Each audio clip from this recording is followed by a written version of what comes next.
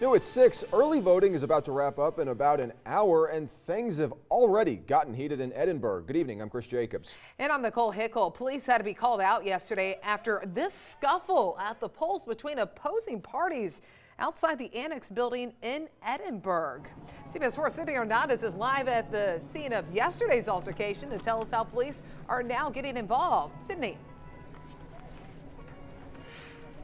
This is a copy of a police report from yesterday's fight between campaigners of Homer Hassel Sr. and Armando Guerra. The two are running against each other for Justice of the Peace, Precinct 4, Place 2. Now, witnesses tell me the fight happened right here at this campsite at around 6:30 yesterday evening. According to a police report filed by witnesses, a woman identified as Laura Hassel, the daughter of Homer and Hassel Sr., was campaigning at the Hassel campsite outside of the Hidalgo County Elections Office Annex when she assaulted one of Guerra's supporters. The Hassel campaign campsite is across from Guerra's campsite. After supporters from both parties were shouting insults and profanity back and forth, Laura Hassel walked towards the Guerra campaign booth and allegedly started assaulting supporters from the other side.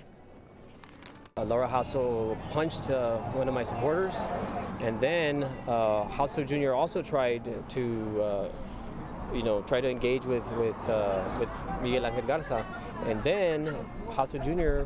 turned his aggression towards me. I was in my tent. I had my back against the wall, and he turned against me, and then he said, "And you," and then he proceeded to directly come after me. Gabriel Salinas, which was right next to me, he grabbed him, restrained him and then pulled him aside. Guerra says he was scared that if no one stepped in, the number of injuries would have been much higher. We reached out for comment from Homer Hassel Sr., but he is attending his sister's funeral and was not available to speak with us. Armando Guerra tells me he will press charges for assault against Laura Hassel and Homer Hassel Jr. Mike Garza, the man who was hit by an ambulance from the polling location, the man that was hit and taken by ambulance from the polling location, will also be pressing charges. And both candidates remain on the ballot tonight. If you still want to come out to vote, you have about 1 hour left until polls close. No charges have been filed at this time, and no one has been arrested for yesterday's scuffle. Live in Edinburgh with complete Valley coverage, Sydney Hernandez, CBS 4 Valley at 6.